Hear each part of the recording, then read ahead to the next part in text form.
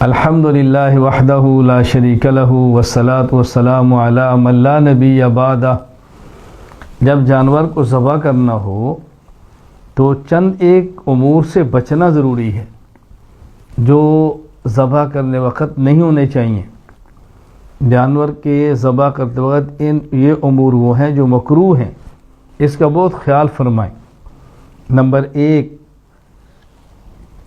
جس چھری یا آلے سے جانور کو ذبح کرنا ہے جانور کے سامنے اس کو تیز نہ کریں، ذبح سے پہلے جانور کے سامنے اس کو لہرائے نہیں۔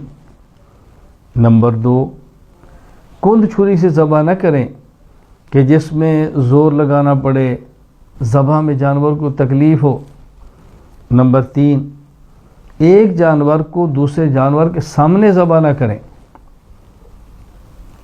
ایک جانور کو دوسرے جانور کے سامنے ذبح نہ کریں، کوشش کریں اگر ایک سے زائد جانور ہیں ایک طرف رکھ لیں، ایک جانور لیں ذبح کریں پھر دوسرا لیں اس کو ذبح کریں۔ نمبر 4، ذبح میں چاروں رگوں کے علاوہ چھری کی نوک سے حرام مغز کو نالی تک کاٹنا مکروہ ہے، یعنی صرف 4 رگیں ذبح کریں، مزید آگے لے جانا یہ مکروہ ہے۔ نمبر 5، ذبح کے دوران جانور کا سینہ کھول کر دل کو کاٹنا یہ مکروہ ہے، یعنی ادھر جانور ذبح کر رہے ہیں، ابھی ذبح مکمل بھی نہیں ہوا اور آپ نے کاٹ کے دل کو نکالا، اللہ اکبر، سے جانور کو تکلیف ہوتی ہے، احتیاط کریں۔ نمبر 6، جانور کو ذبح کرتے وقت جانور کی گردن کو توڑ دینا یہ بھی مکروہ ہے۔ نمبر 7، جانور کی روح نکلنے اور جانور کے ٹھنڈا ہونے سے پہلے کھال اتارنا یا اعضاء کو کاٹنا یہ بھی مکروہ ہے۔ نمبر 8، جانور کو رات کے وقت ذبح کرنا یہ بھی مکروہ ہے جب روشنی کا انتظام ذرا کمزور ہو۔ ہاں اگر روشنی کا انتظام بہت اچھا ہو جیسے دن کی طرح لائٹنگ ہو تو پھر مکروہ نہیں ہے۔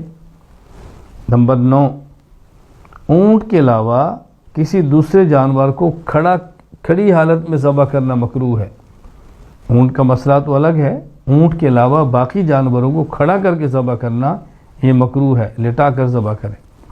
نمبر 10، اونٹ کے زمین پر گرنے کے بعد اس کی گردن کو 3 جگہ سے کاٹنا اس لیے کہ یہ بلا وجہ تکلیف دینا ہے۔